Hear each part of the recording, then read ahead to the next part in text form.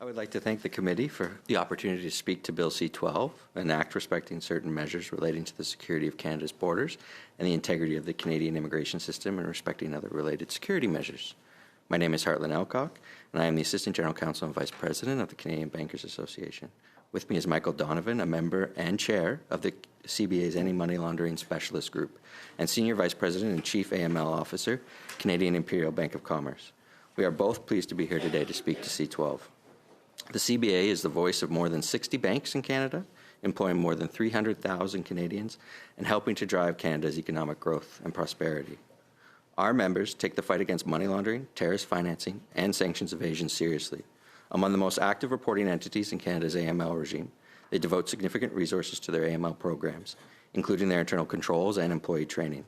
Much of this investment focuses on continuous improvements to address the shifting landscape of compliance requirements and the evolving nature of risk. Their goal is to effectively detect, deter, and report suspicious activity to mitigate money laundering, terrorist financing, and sanctions evasion. As major stakeholders within the AML regime, our members' participation moves beyond compliance. Banks play a leadership role in public-to-private partnerships with FinTrack. One of these PPPs is Project Guardian, which is focused on identifying transactions or attempted transactions where there are reasonable grounds to suspect money laundering related to fentanyl trafficking. This project led to FinTrack operational alerts and highlight indicators of suspicious transaction for all reporting entities. The CBA and its members also actively participate in ongoing enhancements to Canada's AML regime. For example, the CBA and members have long sat on the Federal Advisory Committee on Money Laundering and Terrorist Financing. We have also been advocates supporting comprehensive beneficial ownership transparency in Canada and increased private-to-private information sharing for AML and ATF purposes. These changes are a step forward for Canada's AML regime. In alignment with our members' position and investment in Canada's AML regime, we suggest targeted changes to Bill C-12, none of which change the substance of the bill, and new regulations to help the bill achieve its policy goals while mitigating adverse outcomes. More specifically, the CBA suggests the following targeted changes to provide clarity to Bill C-12's proposed changes to the regime that will reinforce a risk-based approach, preserve the efficacy of recent enhancements to the AML regime, like private-to-private information sharing, and promote transparency and predictability.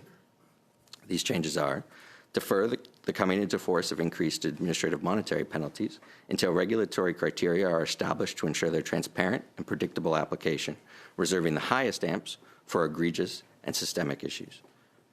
Add a regulation-making power to establish and provide certainty on the criteria for assessing if a compliance program is reasonably designed, risk-based, and effective. Remove the one-year limit to extending a compliance remediation agreement to prevent the arbitrary application of significant additional fines, particularly where a delay is outside the control of a reporting entity. In determining if a client's name is obviously fictitious, rely solely on the judgment of the reporting entity, as this is a highly subjective standard. Exempt banks from the mandatory FinTrack enrollment due to existing oversight. Amend the proposed false information offense to reflect intent to deceive. This is consistent with other similar provisions in the Criminal Code and will avoid triggering the offense when providing information or not in good faith. Clarify that, like a violation, an offense alleged to have been committed before the coming into force of the proposed new provisions in Bill C-12 will not be subject to them. Thank you again. I will now turn to Michael Donovan for final remarks. Thank you, Hartland. And as Hartland mentioned, my name is Michael Donovan, and I'm very happy to be here in my capacity as the chair of the CBA's Anti-Money Laundering Specialist Group, and I appreciate the opportunity to speak on Bill C-12 today. I want to highlight the commitment of CBA members to an efficient and effective AML regime. CBA members recognize the leadership role they play within Canada's AML regime. They make significant investments in their AML programs and work closely with FinTrack, Finance Canada, law enforcement agencies, and prudential regulators to deter and detect money laundering, terrorist financing, and sanction evasion activities. They also participate actively in discussions and consultations with government to help inform the ongoing evolution of Canada's AML regime. Adopting the technical changes to Bill C-12, as Hartland has outlined today, and in our brief that we presented or provided to the committee, we feel will help ensure a fit-for-purpose, risk-based AML regime that can more effectively target and keep pace with evolving risks. This will strengthen our collective ability to protect the interests of all Canadians. Thank you very much. Merci beaucoup pour ces remarques et ce qui nous permet de passer. Thank you very much for these comments. And we can now start with questions from the members. Mr. Lloyd, 6 minutes. Merci, Monsieur le Président, et merci aux témoins. J'espère, Monsieur Alcock, est-ce que vous pourriez peut-être... The intent to deceive recommendation that you put forward? Yes, certainly. And again, this is being provided to the committee in a brief, so you should be able to review it there as well. Currently, there's a proposal in the legislation to have an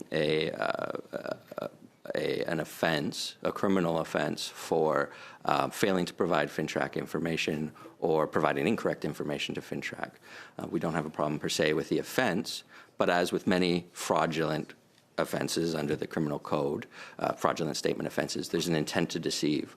What we wouldn't want here is an unintended consequence where someone in good faith has, through an examination process, let's say with FINTRAC, decided to provide certain information in response to FINTRAC. Perhaps the information, in their view, was correct, or perhaps it was not needed. They failed to provide information because it wasn't simply needed based on their good faith judgment. We wouldn't want a criminal censure to be placed against a good faith action by a compliance officer in an organization. The unintended consequence is you can impact both the hiring and retention of high quality staff in this important area in the bank. Okay, thank you for clarifying that. I was wondering, Mr. Donovan, Canada has seen a huge rise in online gambling in recent years due to legislative changes that have really opened up this market. Have you been seeing any related rise in money laundering in relation to online gambling activities? The scope of what we're here to speak about on Bill C-12 is really looking at the provisions that we've talked about in our opening address in the brief. In terms of seeing an increase in money laundering in the gaming sector, I think that might be a better question directed towards FINTRAC, who receives the information from the gaming sector and other sectors related to suspicion of money laundering coming from those areas, and they would probably be in a better position to answer that question. So are you saying you can answer the question, or you just won't answer the question? I don't have the information to be able to accurately tell you whether or not I've seen an increase or not. Okay, Again, I think it's better to go to FINTRAC for that information. There was people who were significantly concerned about provisions that I see have now been included in Budget 2025 about banning cash transactions over $10,000. I was wondering if you could provide maybe some context for people about these provisions and why these provisions have been brought forward, and can you provide some more information about those? I can't speak to Bill C-12 at the moment. Bill C-2. We're here to speak to Bill C-12. I can certainly follow up with your office if that would be helpful and connect you with the CBA. But it would be inappropriate for me to comment on the decision of the government around certain amendments. How do you think the legislative changes in Bill C-12 will affect law enforcement's ability to investigate complex financial crimes that are related to organized crime? The majority of changes in Bill C-12 are related to supervision and compliance. That's really the focus of these changes. And, I can't comment necessarily on external factors, but I can indicate, I think, comfortably that the changes we're suggesting, the minor amendments we're suggesting to Bill C-12, would help to create more predictability and transparency around those supervision and compliance powers to ensure a more efficient and effective regime, which ultimately does help to empower the AML I've only got a minute regime. left. Are you familiar with specifically Parts 9 and Parts 10 of Bill C-12? And do you think that these are sufficient to address the current vulnerabilities that criminal organizations are exploiting within the financial sector? Or do you think stronger and clearer legislation is needed? I think that, we're supportive of a strong AML regime that's efficient and effective. And particularly, we believe if minor amendments are made to Bill C-12 along the lines that we've outlined in the brief to the committee that they'll likely strengthen the regime and lead to better protection for Canadians. Thank you, MP Lloyd, for that segment. Let me turn to MP Akan for 6 minutes. Merci, Monsieur le Président. Thank you, Mr. Chair. To be our witnesses today, and my questions will be probably can be answered by both of you if necessary. So it is evident that the criminals often evolve their methods and techniques to commit illicit financing in Canada. So this includes the use of emerging technologies such as AI-driven bots, the use of platforms like Telegram, or privacy coins to mask some transactions. So can you speak to the effectiveness of the amendments in Bill C-12 to equip Canada's AML regime to catch up and meet the emerging threats? Again, Bill C-12 is largely focused on supervision and compliance changes within FINTRAC. We believe that should those changes be properly technically amended, as I said, as I said in the outset, all of our amendments that we're suggesting are minor and don't change the substance of the bill. We do believe these will drive efficiencies and effectiveness in the regime, which ultimately flows through to reporting, improved financial intelligence, better prosecutions and investigations, and ultimately protecting Canadians. You briefly mentioned on your opening remarks that an amendment to C-12, but additional to that, do you see any additional technological or any other collaborative measures that can support that we should consider to strengthen the AML regime?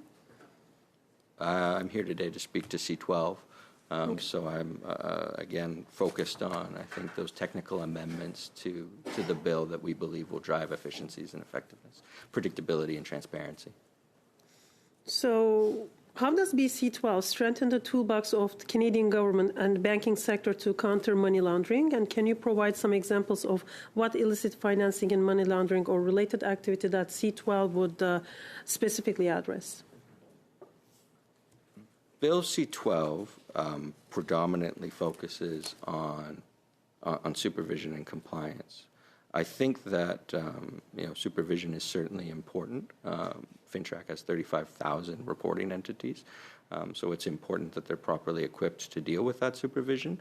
And it's important again that supervision is predictable and transparent, and that this will ultimately drive an effectively functioning supervision regime, will effectively drive improved reporting and lead to better protection for Canadians.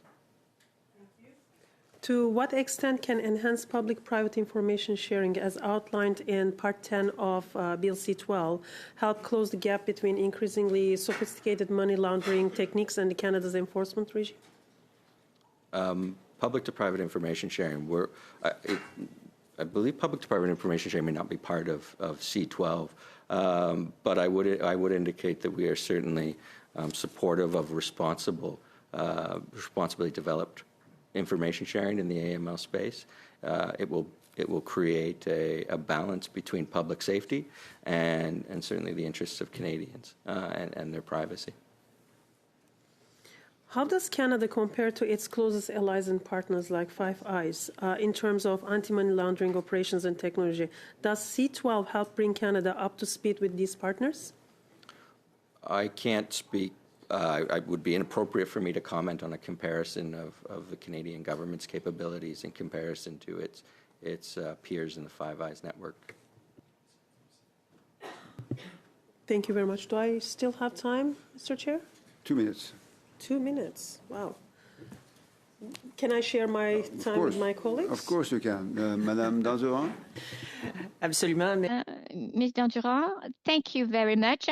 So I'm going to continue with that. Please put your earset on. Thank you very much for being here with us today.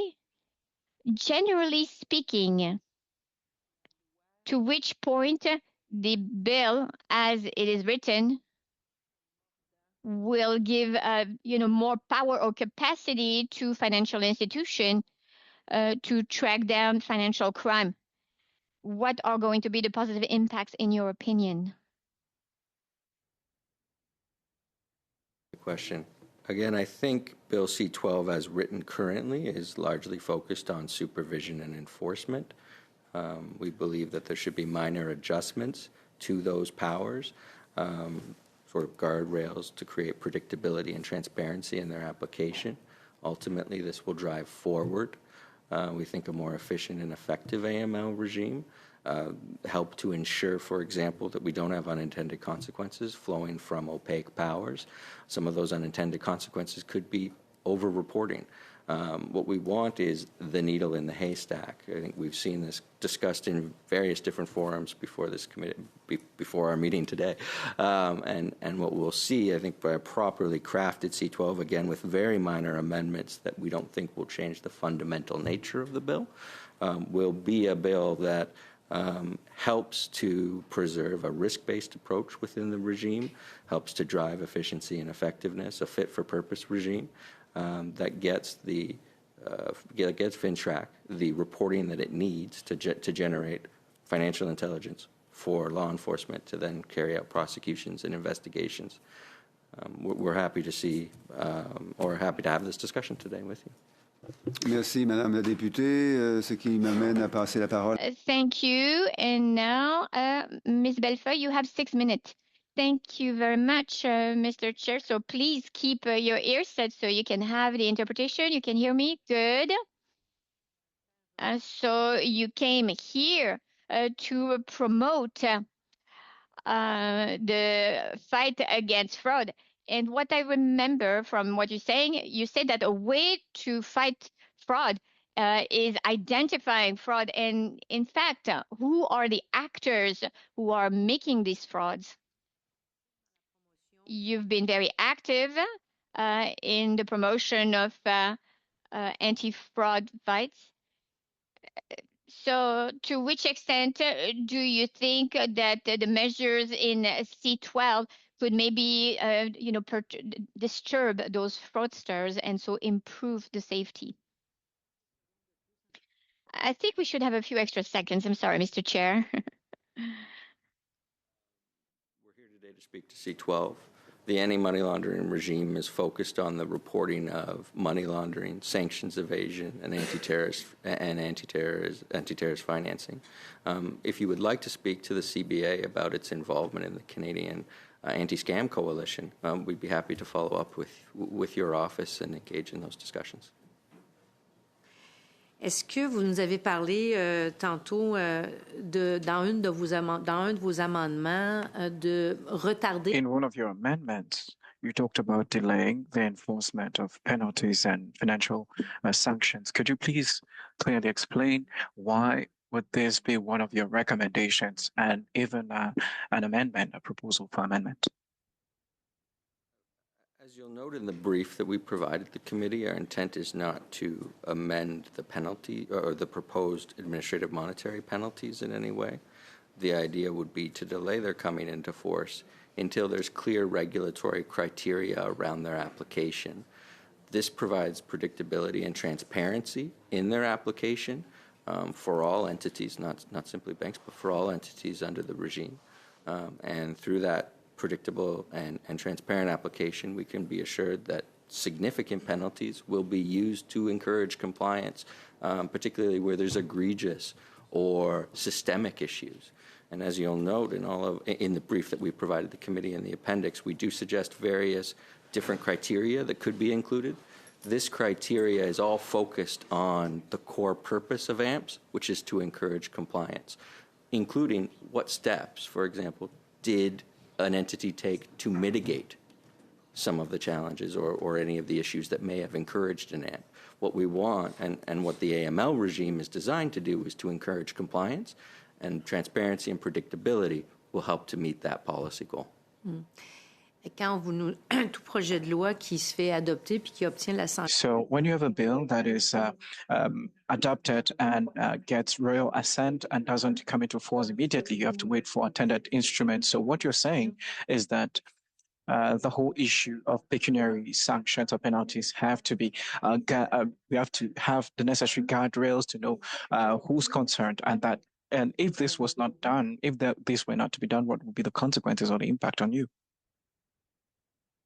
Yes, To confirm, yes, we do believe that it's important for the AMPS regime to be very clear and transparent before it's brought into force. This flows through the entire bill. I think this has positive benefits for the entire bill, including around what makes a reasonably designed and risk-based effective regime. It's helpful to understand regulatory expectations. It's helpful to understand what potential violations could attract in terms of an AMP. But fundamentally, what the impact could be if we don't have this, a lack of transparency or predictability can create an environment where organizations over-report. On an STR, for example, an institution needs to determine if there's reasonable grounds to suspect money laundering, terrorist financing, or sanctions evasion before they can legally report to FINTRAC. What we don't want is over-reporting. It's key that FINTRAC receives actionable financial intelligence from financial institutions, which it can then analyze, collate into its products for law enforcement.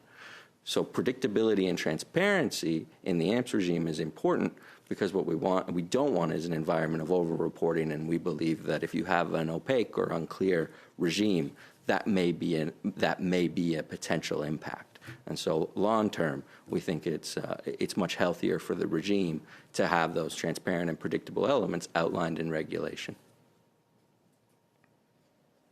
Merci, Madame la députée de Bellefeuille. Thank you, Madam Chair, to the MP from Bellefeuille. I'll now turn it over to MP Gill for 5 minutes, please. With MP Motts as well. Thank you to the witnesses for coming here today and testifying. I want to start with my first question. So could you outline the expected financial impacts of Bill C-12 on financial institutes, particularly in light of the bill's significant increase on compliance obligations? I can't speak to, it would be inappropriate for me to comment on the individual impacts on a member. I don't have line of sight on that level of spend. But what I can say, I think, is, to answer your question, is that the changes that we see, these technical minor changes that don't substantively change the bill, will drive efficiencies and effectiveness, and so will help to ensure that implementation is efficient and effective, which overall means that more resources can be focused on targeting risk and protecting Canadians. Okay. So given the heightened obligations introduced under Bill C-12, do you foresee a realistic possibility that the increased compliance costs could be passed down to the consumers? For example, I'll give you the higher service fees, reduced service availability, and things like that. I can't I don't have line of sight on what an individual institution would choose to do. Again, I think our goal is to create the most effective and efficient AML regime to ensure that resources, bank resources, are focused on risk and providing key intelligence to FINTRAC and detecting, deterring. Can you say anything about, in addition to any costs being passed down to the consumer? It would be inappropriate for me to comment. Okay, thank you. I'll pass my time to Glenn Motts. Thank you very much, Chair. Gentlemen, you mentioned a couple things today that intrigued me a bit. One, you've focused on supervision and compliance, which is the heart of what you're talking about. FINTRAC has 35,000 plus entities that report to them. Now, we know the history of criminals. They seek out exploitation and they don't follow the rules, and they will exploit. They're exploiting the current system, and they will undoubtedly exploit provisions in C-12, right? So there are holes. I was going to call them gaps, but really they're huge holes in the current system where money laundering is a multi-billion-dollar Canadian industry. And so if you had this magic wand and you say, listen, Bill C-12 is a step in the right direction, which we all believe it is, what are some things you can add further that will ensure that the criminals who exploit our current system and will exploit C-12 to its degree will close those holes, close those gaps at least a little bit more? You've proposed some amendments. I think there's still more that can be done. What are your thoughts in the final minute or so that I have to answer that? Thank you very much. I'd look to our opening remarks. We certainly have worked extensively with the government on changes around enhancing beneficial ownership in Canada, or the transparency of beneficial ownership in Canada. We're also supporters of private-to-private information sharing. As stated earlier, responsible information sharing in the AML space balances the interests of Canadians' privacy with combating. I'm going to interrupt you for a minute. You speak about compliance, and that's a voluntary act. Criminals will not voluntarily follow the rules. So there's some things extra I think we can do. And from your position, from your vantage point as the banking industry in Canada, there's got to be some more things that could be considered in C12 to prevent, some more exploitation that will occur. And that's really what I'm asking, if I didn't make it clear the first time. So what other things can we really focus on that aren't addressed in your opening remarks or in C12 currently? Be inappropriate for me to comment, I think, on the government's choices to put forward certain legislation. That you're here as a witness. And the purpose of bringing witnesses to committee is not about government choice. It's about hearing from the experts in the industry. They can help us as whole of government find solutions, because we're all here in the same team saying we need solutions to this problem. And you guys have a unique vantage point to give us those solutions. So it's not about whether it's appropriate or not. You have ideas. You may not have brought them forward today, but pie in the sky, what is it that we need to see and hear and do in C12 that we could still possibly do? I think, as I said, responsible AML information sharing is a key way to balance the privacy of Canadians with strengthening the AML regime to focus on bad actors. I think investment is also important, which we've seen. We have long advocated as the CBA for investment in prosecutorial and investigative powers. This is important. It's key that organizations within the government, and I think there's been a lot of attempts to do this over decades. This is an issue that the government has long been dealing with. Crime is constantly evolving, so investment is key. And we certainly... You're saying in law enforcement and prosecution. Sorry, MB Marcel, that was a very useful segment. With now MB for 5 minutes, please. Merci beaucoup. Merci encore une fois. Thank you very much. Thank you. Once more, my questions will be in French. So if we're looking at the international stage, we know that it is absolutely necessary to be in tune, especially for our reputation, to be to be in alignment with other jurisdictions on the international scene. So to what extent is this bill going to place us on a level plane, or where does it situate us compared to other jurisdictions when it comes to financial crime? I think this bill in particular, given its focus on supervision and enforcement, doesn't contain those elements that have been discussed in other forums recently. So again, it's critical for a transparent, effective AML regime to drive forward the transfer of critical financial intelligence to FINTRAC, who can then properly analyze it and then provide it to law enforcement. So, building a regime, as you've done here, or continuing to add to a regime is important, and we think that minor amendments that don't change the substance of the bill are important to ensure that this bill achieves its policy goals of strengthening the AML regime in Canada. Okay. Dans le projet de loi, ça existe. In this bill, it is mentioned that compliance programs need to be designed reasonably and based on risks and be efficient. So in what ways does this ensure that the fact that we enshrine this in law, how does it help you to detect the risk of financial crime, and also to detect and deter those evolved strategies rather than just being a facade?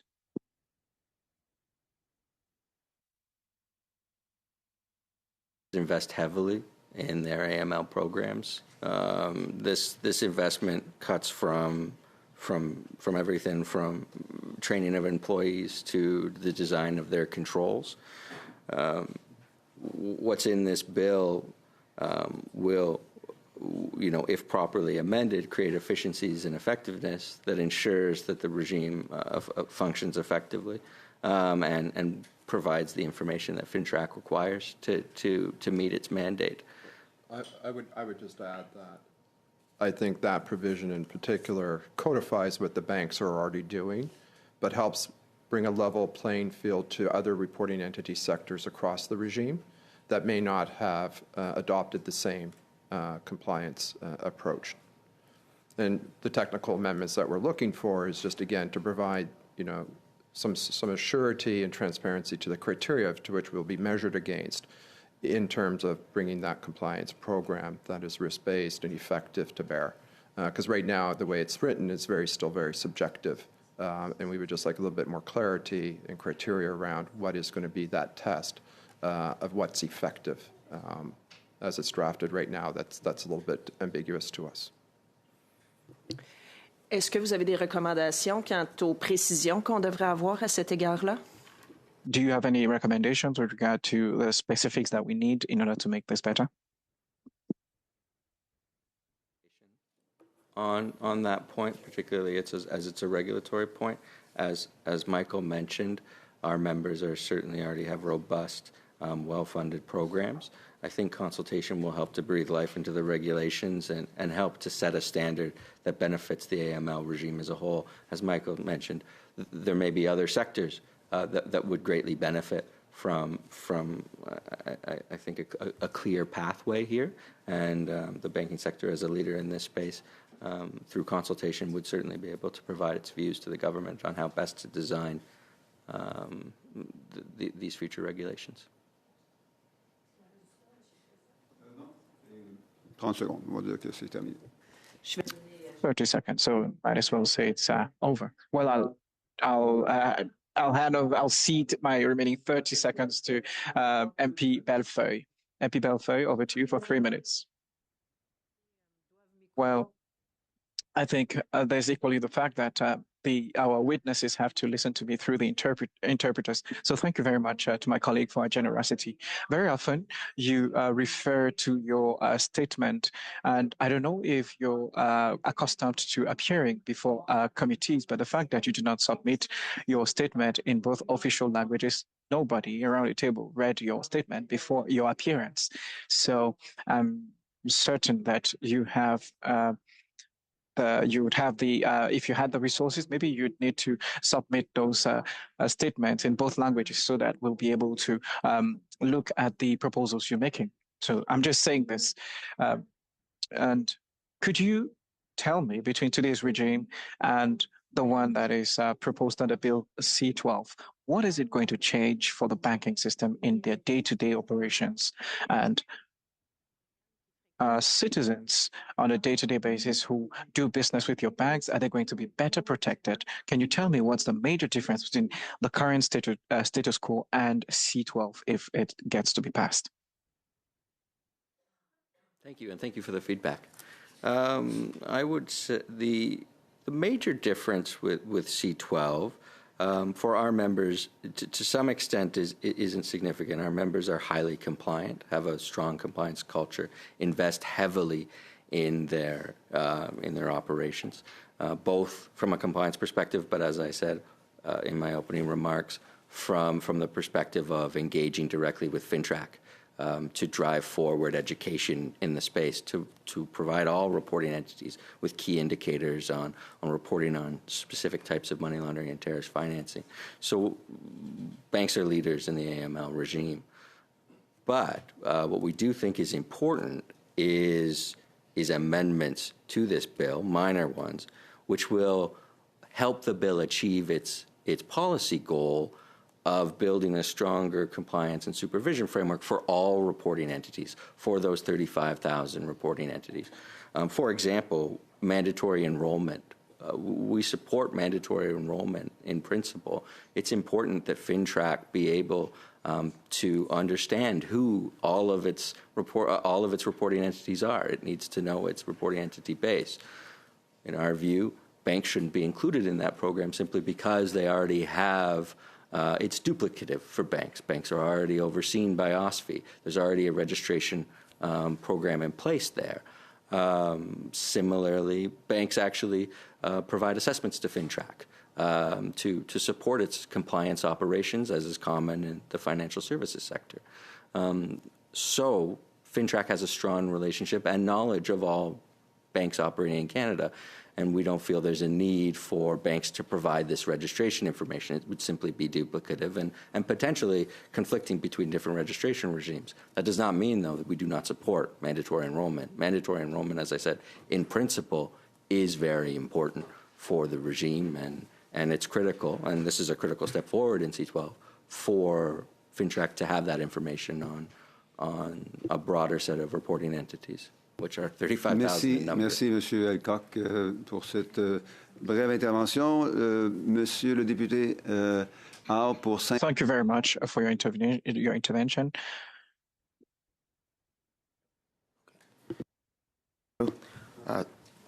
Thank you for the presentation. Now, I come from Vancouver. I represent the riding of Richmond Centre, Mapo. So I'm quite familiar with the so-called Vancouver model of money laundering.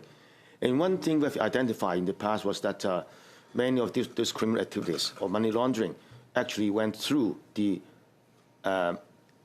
currency exchange operations.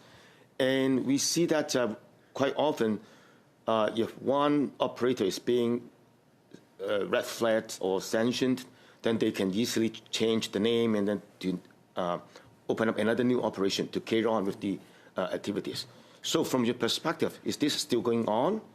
And also, is the Bill's C12 are going to do anything about interrupting that kind of chain of operations? The question, it would be inappropriate, I think, for me to comment on specific risks within the money laundering sector. That's maybe a better question for FinTrack.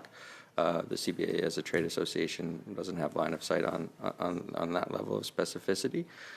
What I would say, though, is what's being proposed in Bill C-12 will outline improvements to supervision enforcement, which, as I think Michael mentioned, are important for reporting sectors as a whole.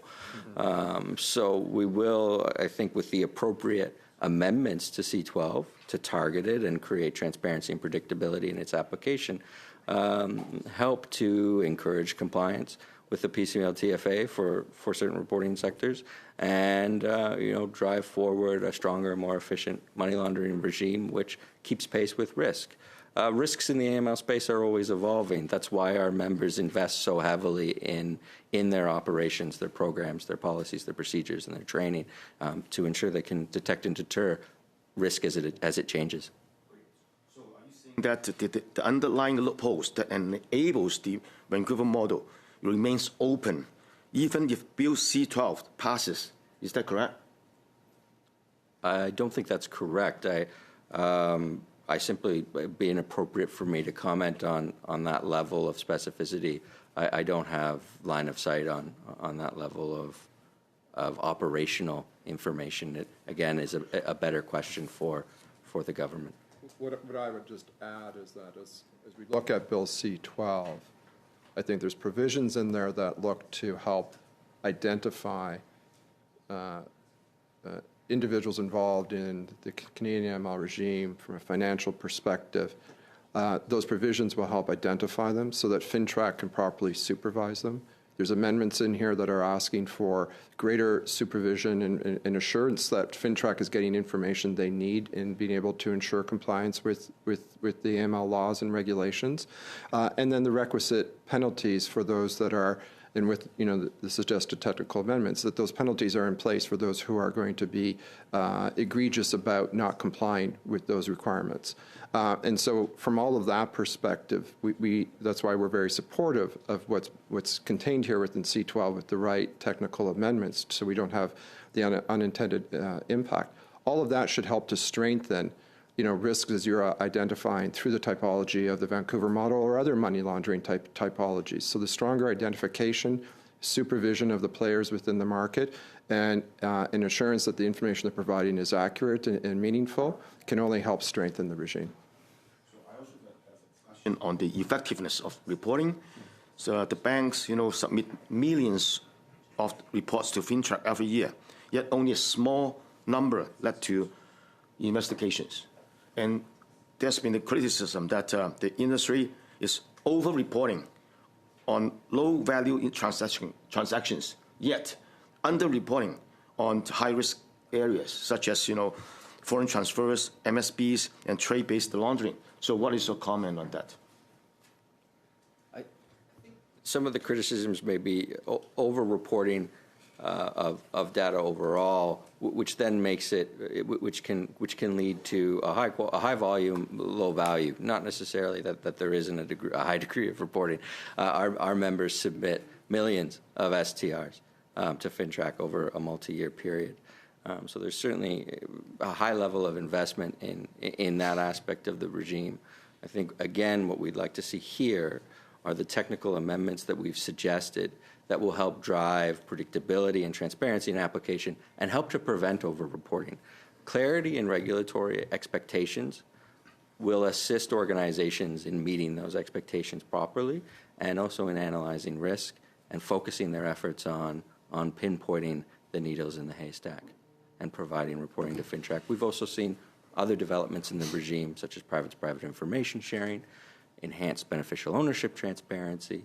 All of these, again, help to target risk and to lead to a more effective and efficient AML regime. Okay, good. From your perspective. Thank you, MP. Sorry to interrupt. Thank you, Mr. Elcock. Let me turn to MP Sassi for 5 minutes. Thank you, Mr. Chair. Thank you to the witnesses for being here and helping us through this legislation. If I could first start off by asking, obviously this legislation is significant, provides us with additional tools, but how do we compare with other Five Eye countries? What is your assessment on that particular front?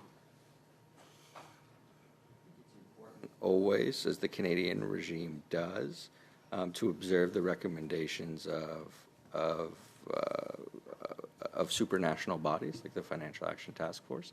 That's how our regime is designed, to tailor those recommendations to the Canadian model. It's done very effectively in Canada. We certainly, as I said, our members invest heavily in their AML operations. Programs. But overall, since you like to use the term regime constantly, I was just wondering, how do we compare? I appreciate that we're doing our best to keep up with recommendations that are adopted by all of the Five Eyes, but how do we compare? Where are the weaknesses? What are the strengths? The Canadian regime is always evolving, always learning to address risk more effectively. Again, I know it's repetitive, but I think two really significant steps forward for the regime have been an enhancement to beneficial ownership information and transparency in that with the creation of the Federal Registry. Also, private-to-private information sharing. That was another step forward for the regime really earlier this year. And as we continue to build the regime and better target risk, create a regime that's risk-based, that is purpose-built, that has the tools it needs, like mandatory enrollment, we continue to improve. AML is not a static space. It's a space where risk is constantly evolving. But we're trying to improve it. As Mr. Motz was saying, we're just trying to determine, where those weaknesses are and how we can improve this legislation. You did touch on the fact that, in your opinion, there weren't sufficient resources devoted to prosecutions. That seems to be a very sensible thing to say. Could you unpack that for all of us so we have a better sense as to what more can be done? Yeah. I think my statement was that it's always important for investment to exist. So it's important for the regime overall to have the investment and the tools that it needs to carry out its mandate. We've seen, for example, in the FinTrack space, the development of a cost recovery model that is applied to our members and other federally regulated financial institutions. That's a way to ensure the appropriate funding for FinTrack. That continues to expand and may be expanded to other reporting sectors as well. Reporting is different than prosecutions, is it not? Yes, I'm speaking to investment more generally. I'm specifically asking about prosecutions. Since you yourself brought it up, I was just wondering what more can be done to make sure that we strengthen this regime. Certainly look forward to better understanding the government's proposals around the Federal Financial Crimes Agency or the Financial Crimes Agency, as well as other investments recently outlined. Okay. Mr. Donovan, is there anything you would like to add to that? No, I was just, I think in terms of the private-to-private information sharing, we talked about, I know it's not on the Bill, prosecution side. No, but on Bill C-12, yeah, we talked also about public-to-private information sharing coming in the Budget Implementation Act. We also talked, or the budget, we've also talked about the Financial Crime Agency. These are all steps the government is making to, I think, strengthen the AML regime, which will then lead to better investigation and prosecution of money laundering in Canada. And I think that's the commitment that we're seeing through the various pieces of legislation that are coming forward. And we're happy to engage in providing our from a consultative perspective, our input into some of the change in legislation and regulation around that. But those are all the steps that we're seeing can lead to better prosecution of money laundering. So are you suggesting that prosecution is not a resource issue? It's gaps in the regulatory framework, and once those gaps, it wouldn't be appropriate for us to speak to the resource gap or not. We're not familiar enough with that side of the justice and prosecution office, but the focus that the government's putting on this area through these various amendments, I think, is a step in the right direction. Thank you. Thank you, MP SRC. MPR for 5 minutes. Yes, thank you. Now, I just want to follow up with my previous questions. So, from your perspective, how effective is the reporting system right now to FinTrack in terms of trying to interrupt these kind of criminal activities and money laundering in the country? So, how effective is the current reporting system, and what kind of changes should be adopted? It's a reporting system that is constantly evolving and improving. The importance is a regime that increasingly focuses on risk and that encourages targeted reporting to ensure that FinTrack receives the information it needs to enable prosecutions, and protect Canadians, which is what we're all hoping for from the AML regime, and why all stakeholders participate in consultations and invest in the regime. Overall, we think that recent changes, such as private-to-private information sharing, will help to bolster reporting to FinTrack, help to create observation of complex risk and complex criminal activities, and ultimately that improves what goes to FinTrack. So it's an evolution. It's an ongoing iterative process. Now, I understand that you're representing the banks, right? So you don't want to comment on other money services operations. However, we have to look at the bigger picture. So you're just representing one sector, out of many. So again, if we're looking at the bigger picture, trying to see the continuum of money services business, so where are the loopholes that we haven't addressed since the Vancouver money laundering model has been identified? I think really today I'm here to speak to Bill C-12, and it would be inappropriate for me to comment more broadly on risk that I don't have a line of sight on. But I can indicate that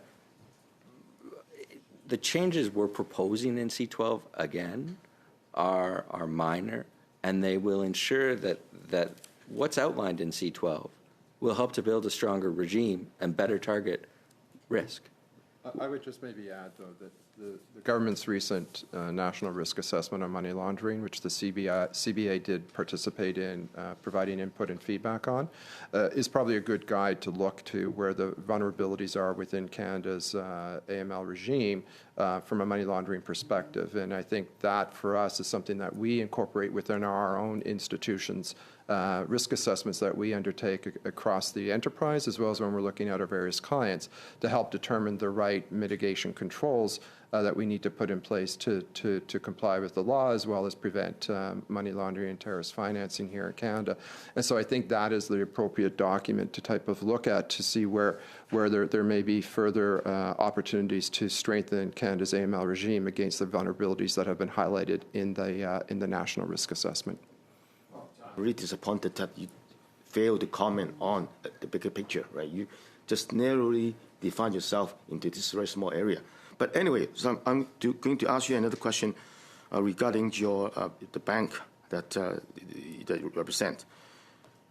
Now, we know that there are some changes on new money laundering methods linked to the drug trade, such as crypto layering, funnel accounts, and trade manipulation. So again, how is the bank sector adapting to those kinds of new methods of money laundering?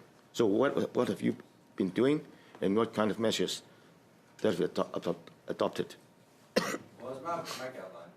The National Risk Assessment has been updated to provide pinpointed information on different types of risks.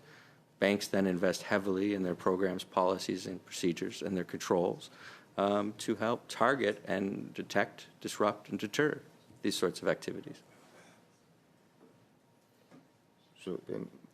So I would just say it's a continuum. We are always looking to evolve our detection and deterrence methodologies within the various banks to be able to identify these emerging risks and manage those appropriately, and in the end, ensure that we're reporting any suspicion of money laundering related to these emerging technologies or new sectors to FINTRAC, so they can appropriately do their analysis and disclose to law enforcement as required. So how fast are the banks being able to catch up? I'm sorry, Mr. MPR. That's all the time we have for that segment. The last segment, and then Madame de Bellefeuille, Monsieur le député Ramsey pour 5 minutes. Alors, Monsieur, you have 5 minutes. To start,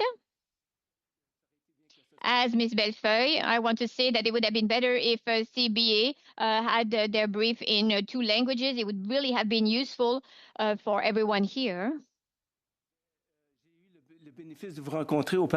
I had the opportunity to meet you before, so I have a bit of information. So in English, you mentioned certainty on the criteria. Dites-moi donc pourquoi FINTRAC. Say to me, why is FINTRAC not able to determine those criteria? You are talking about FINTRAC quite a bit in your responses and in your presentation. So I thought that maybe they would be able to produce this kind of regulation, that would, basically fulfill all the requirements.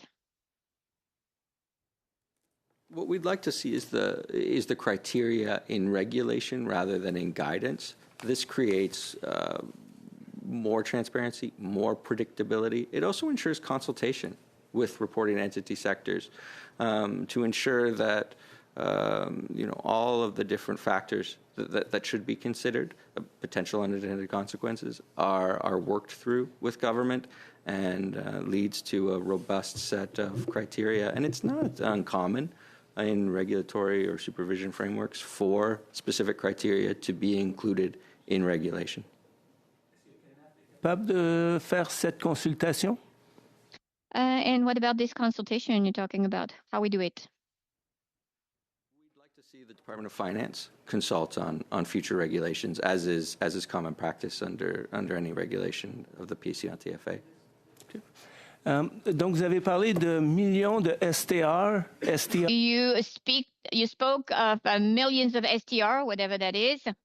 What proportion of these reports is taken by FinTrack and analyzed and then, produced in reports, and we'll have follow-up.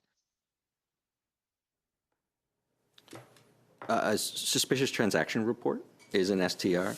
These are reports on transactions that there's a reasonable grounds to suspect that there's money laundering, terrorist financing, or sanctions evasion, or an attempted transaction that could be linked to those three offenses. Once that information is passed to FinTrack, it's confidential as to how it's handled and whether it's disclosed to law enforcement and how that's done. So I would encourage engagement with FinTrack and FinTrack's annual report to better understand potential outputs of STRs and how they use that information. Monsieur Alcock, de parler de high volume. You spoke about generating a high volume of low quality reporting. So you have your opinion about this, and I understand that FinTrack is the final arbiter on this topic, but in your mind, how could we improve this so that we could generate maybe more STRs that would actually lead to actual outcome, positive outcome? Of advancements to address this particular point in the last several years. One being private-to-private information sharing. This helps organizations, reporting entities under the PCML-TFA, if properly empowered and approved by the Office of the Privacy Commissioner of Canada, to share information that will allow them to identify complex criminal networks and improve their ability to determine if there are reasonable grounds to suspect money laundering and terrorist financing, which then allows for an STR to FinTrack. I think more improvements in this area are positive. We've seen public-to-private information sharing also being discussed.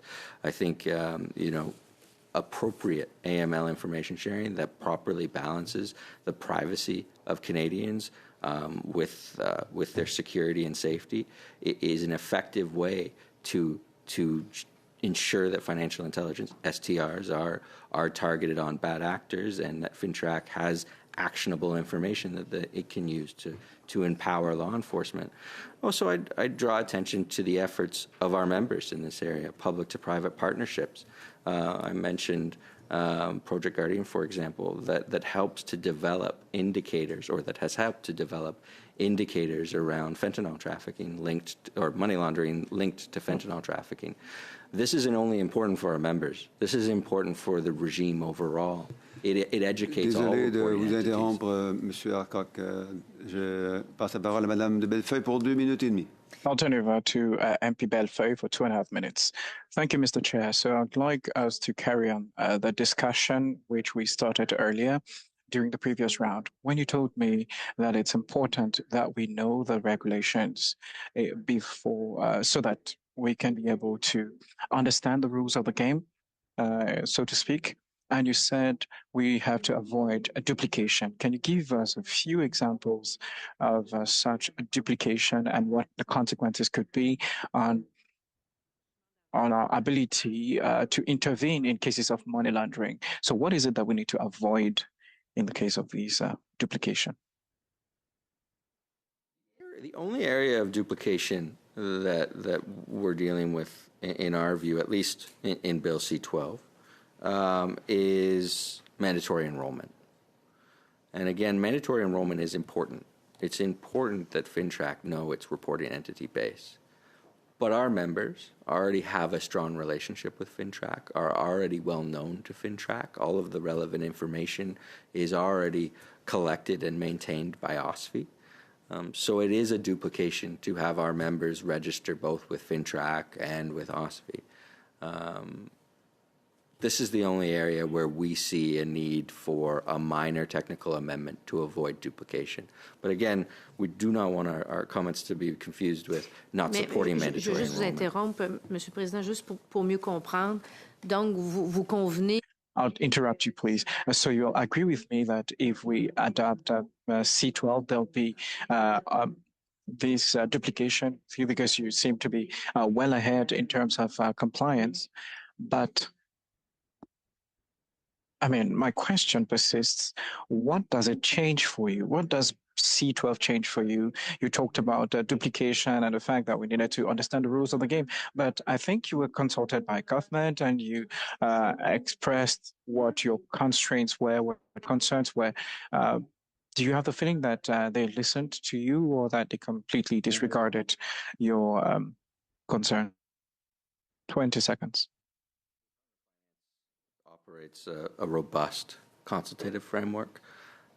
What we're suggesting here are technical changes to the supervision and enforcement proposed amendments in C12.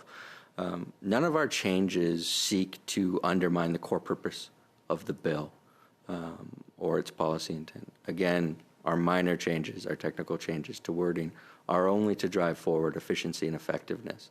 So what we see in C12 is a bill that will enhance supervision and enforcement powers under the regime, or proposes to. We believe those enforcement and supervision enhancements should be predictably and transparently and fairly applied. Merci, M. Elcock. Désolé de vous interrompre aussi abruptement. Thank you very much. Sorry for interrupting you. I think we've come to the end of the hour that we had together, and I'd like to thank you both for your presence, for appearing, and for your participation, and for all the preparation. And I'll wish you a good rest of your day.